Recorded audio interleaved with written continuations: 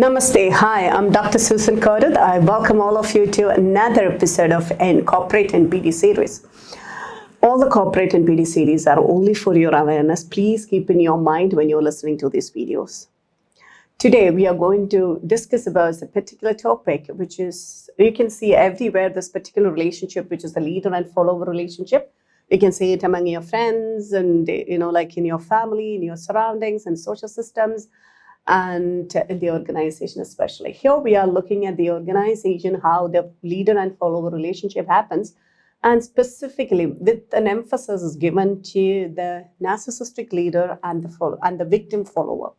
So in the organization, when you look at it, we call a person a leader when the person is having the right kind of effective leadership qualities. And if that person is a narcissistic leader, we call them as boss. And the bosses are like more power driven, and they just control the people, and you know how they are. And in the leader, when we look at the leader, and the leader is a person, I'm giving you the pragmatic style of explanations and the pragmatic definitions, and not like the theoretical way how you study. And when in an organization, when you look at a leader, the leader is the one who's able to manage, mentor, coach, inspire, and lead one or more people in a disciplined way to achieve a common goal. That person is called a leader. So you can look up to the person will be there for you. And that is how a leadership should happen in an organization.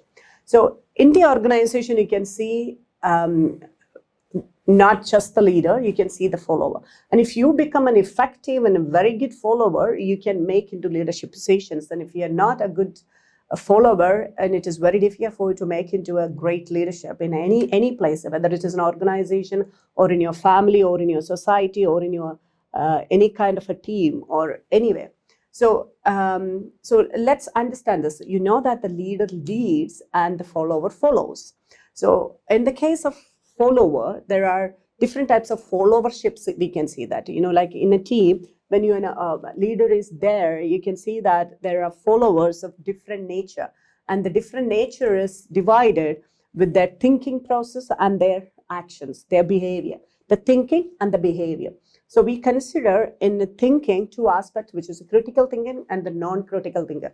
Critical thinkers are the people who think, analyze, and they question. They have, like their own opinion, their own views. They're independent people with their independent brain, we would say, like looking at things in different angles and perspectives. And they are like, they use the six thinking hat, various techniques and thinking processes, and before making into a decision making process. Okay. And then the non-critical thinkers they just don't want to think, analyze, or anything, just hear and obey. That is the way they work. And the active and passive is active people are the people who just wanted to participate in everything. They wanted to be visible that I am coming, I am here, and I wanted to contribute. I wanted to make sure that, my thinking, my expertise, my learning, everything is utilized, and it has been, the team or the people know that, I have this ability and skill or whatever, the achievement I'm making. And the passive people, they just don't want to be, they don't want to be known. They don't want to be visible. They just behave, and they just work, and they just move ahead. They just don't want to make any noise. So let's have this combination. So in that combination, we can say that there are four distinct types, and then there is a fifth one who's a kind of a mix of everything. And the first one is the people who are involved followers. Who are these involved followers? They're critical thinkers and active people. So that means they critically think, they analyze everything, and they wanted to, contribute, and they wanted to be visible. And these are the people who are involved, very effective in an organization or in a team. And normally an effective leader definitely likes them, but bosses may not like them because they come up with various, kind of ideas, and, they wanted to be visible. So a narcissistic leader definitely not going to spare the involved followers. They just don't want them to be visible. because the narcissist leader loses his grip or his position. He's afraid of, he's always scared of involved followers. So you need to understand whether, if you are an involved follower, you need to be definitely looking at your leader and say that, am I working for a leader or for a boss, who is having his self-centeredness, selfishness, and all those, insecurities. And then you definitely need to be very careful when you do your involvement in that particular team and organization. And the second one is an alienated followers, where the follower is the follower is a critical thinker and a passive person. That means the person is uninvolved. The first one is critical thinker and active, they are involved. And here the follower is a critical thinker and they are passive. Because they're passive, they cannot be involved, they don't want to be seen, and they just, okay, they have their opinion, they keep their opinion to themselves. They have various ideas, analytical power, everything, and they may talk. Maybe if it is a group session, they'll say, what these people are telling, like, there is a better idea, we can do this, blah, blah, blah, blah. For me, nothing, I'm just not going to involve. Those kind of attitude these people are having, and those people we call them alienated, and they have expertise, they have knowledge, they have skills, they have talents and everything, but they use it and they just work and they just individually they move ahead, and they may not be participating very much in the activities of the team as an involved follower. And the third one is the adulated followers. And adulated followers means these people are non-critical thinkers. They are very they're very much there, and they don't think for themselves. They just take every word of the boss, and they say they're very much obedient, and they just say, great, he's saying that, he's my boss, I'm here to obey his orders kind of people. And they're very active in behavior. So non-critical thinkers, they don't want to critically think. They mostly agree with the leader, and they don't want to use their brain or their knowledge or their expertise to this, but they just wanted to see the boss, and I'm following, I'm a great follower, an obedient follower, and they are very active. They are visible, so they make noise. They say the leader is so great and his ideas are excellent. The flattery, the sweet talks, everything they does, so that, and these people, the narcissistic boss is very much liking this kind of followers, and he just want them. The validation, the appreciation, the juicy kind of that flattery, the narcissist boss get, and he feels so good. He gets that validation that, and the interesting part is that when you had this adulated followers, the flattery people, and the involved followers, the narcissistic boss get that narcissistic feed. Here the validation and appreciations are, showered on them, and the involved followers, he can really, have various nasty behavior towards them. Very, he can play dirty politics with them. That way they can have that narcissist supply met there. And then we have the fourth one, the sheep ones. Sheep ones are the people who are, again, non-critical thinkers, but they are very passive. They are like sheep. They just follow the orders, do not make any noise. I don't want to be visible. I just wanted to exist here. I just follow whatever the boss says, and I don't want to create any kind of issues here. I don't want to put any argument or anything here, and they just be passive, and they just follow the leaders' orders and everything. And in this way, you can see that there's 4 types of followers in an organization. And the fifth one is the people who has got all the mix of this, okay?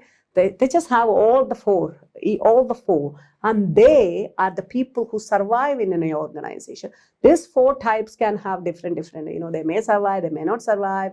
They have a lot of issues. But when you blend this 4, these people, somehow they survive in any organization because they know to play, when to play what. They can be critical thinkers, they're non-critical thinkers, they can be passive, they can be active. According to the situation, they use everything according to the person, according to the situation, and everything they look and they use, and they can be survivors. And so that is a fifth category, and let's understand. So to be the fifth category, you need to keep in mind that you need to have some kind of a Machiavellianism, some kind of narcissism, some kind of psychopathy in you. Otherwise, that survivor mode will not get activated. And now, when you look at the leader who wants a sheep follower, and the leader who likes, he doesn't mind having a sheep follower, and the leader who like the adulated follower, like who are very active but non-critical thinkers. So basically, the narcissistic leader likes non-critical thinkers, whether passive or active. They are not very much bothered, but sheep is the one who he likes. And the flattery, the validation, appreciation, they get that also, they like. So what a narcissistic leader wants from their followers, the first one is that he wants them to blindly obey them, blindly, like just obey me, that's it, and blindly trust me. You need to trust me blindly. Don't ask questions. Don't doubt myself and doubt me and my leadership abilities, my capacities, and everything. And he will never entertain critical thinkers. He doesn't want any critical thinkers. Even if the critical thinkers are there, he mostly steal their work or the credit he will take, and he will present as it is. And he likes and he wants flattery. So yeah, that is it. The validation, the appreciation, the feel of that inflated ego that is too high for this kind of leaders. And they are completely served and protected by the flying monkeys, and the flying monkeys and agents are always created and sent out to people to make his position safeguarded, and whatever he wants to get, what would he wants us to exercise in that particular team or organization, the flying monkeys and the agents will definitely do that. And he knows the breadcrumbs motivation, breadcrumbs, when to feed a little breadcrumbs so that the motivation is kept in to the level that I want. The leader wants certain kind of a motivation in the team, and that is what he wants, and more than that he doesn't like. So the breadcrumb motivation, we call it, and I call it I call it as a breadcrumbs motivation, and that motivation he knows. And then the scapegoat and the golden employee culture, or the scapegoated and golden follower culture, and he knows how to develop or create and maintain, continuously grow that culture. The narcissistic leader definitely know that, the scapegoat and golden follower culture. And he promotes the dependency and learned helplessness among the followers. There is no growth, development, and mature process in that. But people will think that, oh, I am growing, I am here, I am really doing good, because the person is dependent. And then the learned helplessness, this is the way. Beyond that, I don't think. And if somebody show you a way to a better man, you don't take that path.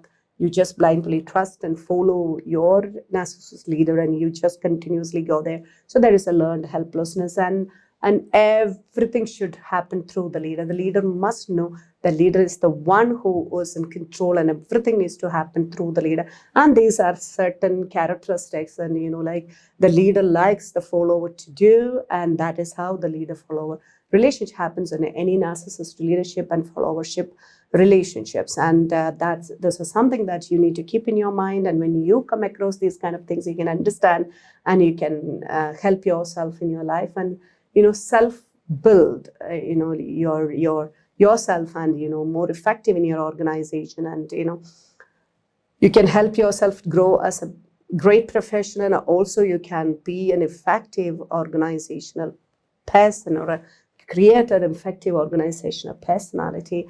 And that's for now. In this episode, I'll see you in the next episode. Until then, live and peace, happiness, and progress.